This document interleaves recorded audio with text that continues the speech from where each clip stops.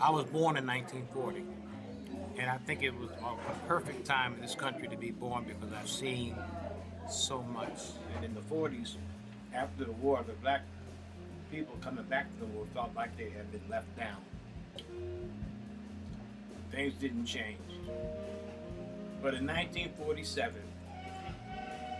probably the biggest event in the history of the blacks in the United States was Jackie Robinson. When Jackie Robinson broke into baseball, it was tremendous. Harry Truman, who was president at the time, invited him to the White House. And this is when he really shined. And it was like, wow, a black man can be smart? He was so good at it till the lights around the world went on. Black people can think.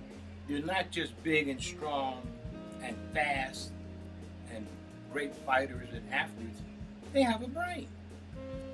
Well, time went on, and in the 50s, things began to change a little bit, mostly through sports. But one of the things that happened in the late 50s, matter of fact, in 1960, was Muhammad Ali. In a stirring way, he changed the racial concept in the black community because he became the champion of the world, spoke very well, and he was a Muslim. And a lot of people, because of Muhammad Ali, started really paying attention. Well, what the Muslims were doing, when they were trying to get the black people to see that you were more than just a number, and you were more than just a figure or a laborer.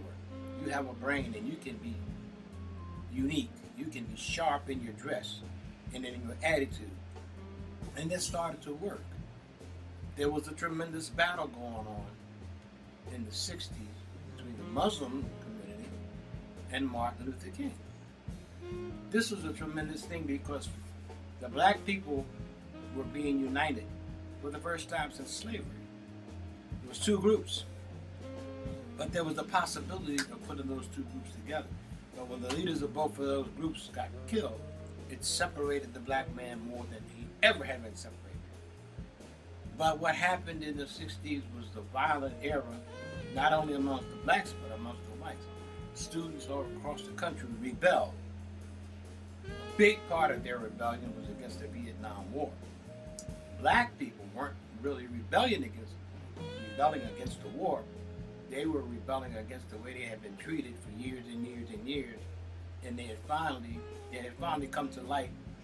Black power became a sense of pride in the black community, and many of the young black men took it as what Malcolm X was saying: take what you need to be a man by any means possible. Ironically, around the same time, the government of the United States made a big mistake in the black community by putting out welfare. Any black woman or white woman, but basically in the black community, if you had a baby, you could get a check. They took it as free money. They felt like we had hit the jackpot. We don't have to work, and they're going to give us a check. They didn't read the small print that said you can't have a bank account, you can't own any property, you can't have a car, you cannot invest. In other words, what they were doing was paying you to be stagnant. Where you were on the day that you got that check is where you would be 20 years later when your baby grew up. It was overwhelming, and it spread like wildfire throughout the city of Philadelphia, and I imagine around the country. You could see the change in the 60s, between the 60s and the 70s. The male image was definitely heading toward a criminal personality. More and more black men were getting locked up. So saying all of this, a few things happened positive in the fact that in Philadelphia we got a black mayor, which was Wilson Good. It made the people feel as though maybe things are changing. Maybe things are going to get better.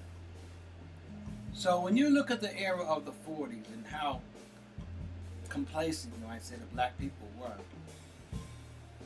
it's unbelievable that they rallied the way that they did for this one black man. But it took a period of about 60 years, from the 40s to the 2000s, for them to get up enough nerve to really go out, stand up, and fight.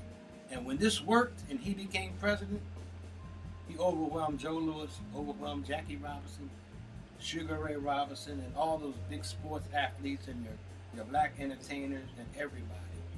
And now the black community is looking at him as though he's not a figurehead, he's not in office because he's half white or half black. He's in office because he's Obama, and he did it pulling up his own bootstraps, going through school with grants, aids, and student loans, and overcoming everybody, going to the law school and then becoming the law school professor.